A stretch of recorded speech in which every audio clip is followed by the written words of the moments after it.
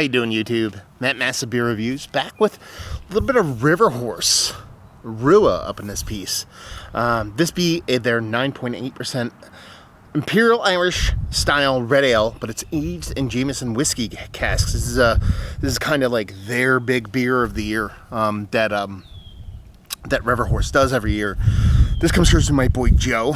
If you don't know who Joe is, Joe from NEPA Beer Reviews. He used to do beer reviews on YouTube. You can still find him if you type that in. We've done a bunch of stuff together. Podcasts, reviews, all that kind of fun stuff. And he's now a brewer at River Horse. So we socially distant met up not too long ago. He dropped off a couple of River Horse jams. This be one of them. So let's dive into this sucker. See what it's got. Yeah. Talking about a red ale in Jameson casks. So, you know, red ale, a little bit of spiciness, a bit of maltiness that Jameson, I would assume, would come through. You know what I mean? As like, kind of like, you don't have a ton of Irish whiskey cask beers, but close enough to Scotch where I think I can get Scotch vibes off of them. I mean, it looks the part of a murky red ale. What did they say on here as far as the beer goes? It says here, Rua, which is red-haired. River Horse is proud to release our 5th collaboration beer with Jameson as a New Jersey's cask mates partner. Ruas are a tribute to Irish traits and traditions. This Irish-style Imperial Red Ale is slightly sweet and boozy, just like our Aunt Kathleen. Yeah, this is canned on 2/17, a month after 2/17. My boy was born, which was a couple days ago. And, yeah, looks part of a nice little red ale. You know, you got that kind of cream-colored kind of khaki-colored head and that soft, hazy kind of orangeness to it. It's a good nose. Yeah, I mean, it smells nice. It smells like a malt forward kind of slightly whiskey barrel aged kind of malty beer, like akin to almost barley wine-esque kind of vibes. Not getting huge spiciness on it. What I do get off of it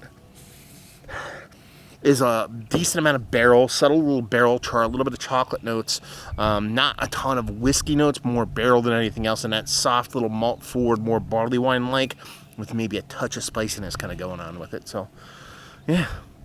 Let's dive in. Cheers.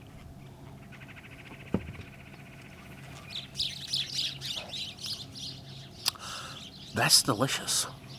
That is absolutely delicious. This tastes like a really nice, well-done English-style barley wine. That's really freaking tasty. Wow. I mean, it really does give off these rich kind of caramel notes that are so much more English barley wine than red ale. There's not a big spicy kind of I always think of spiciness when it comes to English red ales. Not necessarily a rye spiciness, but something in that kind of ballpark. I'm kind of getting that here, but it's really very minimal compared to how rich and how sweet and how delectable, how delicious this comes off in the malt side, I think. Now, I'm sure it's accelerated by that whiskey barrel aging, but I'm not getting this big kind of huge whiskey character. I'm getting it, but it's tempered, and the beer is the star of the show here, and I absolutely love that part of it. There's this nice vanilla kind of chocolate thing coming from the barrel that Jameson whiskey with every sip comes through a little bit more.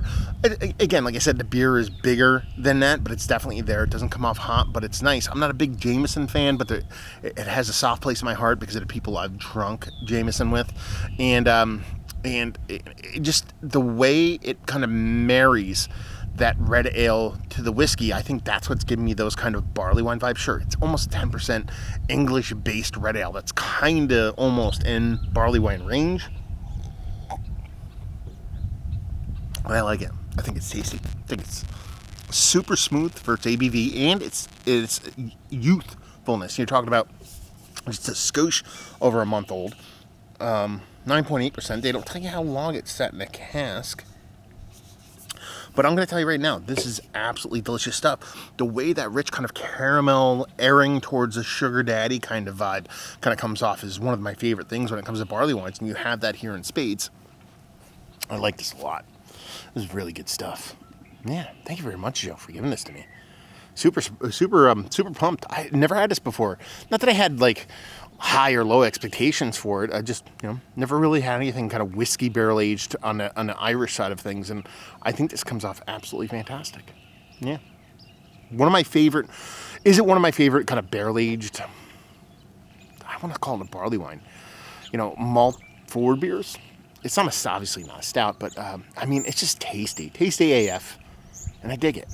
So it is one of my favorite barrel-aged beers I've had as of late. It's Mount Rushmore status. It earns that level for it to be on there. Is it on there for me? There's probably some I like just a skosh more, but, from a local brewery in Jersey here, producing this kind of beer that's readily available off the shelf, I think this is absolutely fantastic.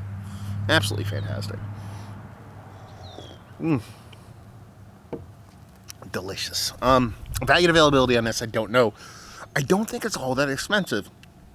River Horse's price point on their beers are typically pretty palatable. So I assume the same with this, and I know you can get this off the shelf. I've seen these on shelves before. So anybody out there in the River Horse universe who watches this and knows how much they paid for this, or if you've picked this up and you want to tell me what you thought about it down there, please. And leave you with, if you like what we like this. If you like whiskey barrel-aged beers, but you like the beer to be equal to, if not a skosh bigger than the spirit side of things, you're a fan of a really well-done, delicious barrel character in a beer.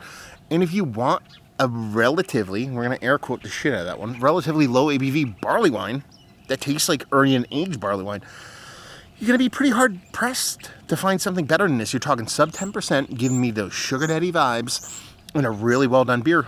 We can call it red ale all we want. It's more of a barley wine light, but it doesn't skimp on the flavor and the explosion and the effervescence of what barley wine wants to give off. And it's got this in spades. So if you like those things, you'll like this beer. There you go. Review in the books. Hopefully you guys enjoyed it. Down there if you want to talk about it. Massive Beers if you want to check me out doing the social media stuff. Beer Massif if you want to check me out doing the whole podcasting thing. And hopefully you guys enjoyed the review. Hopefully enjoying a little bit of a little brew right now. Hope to see you next time. Cheers.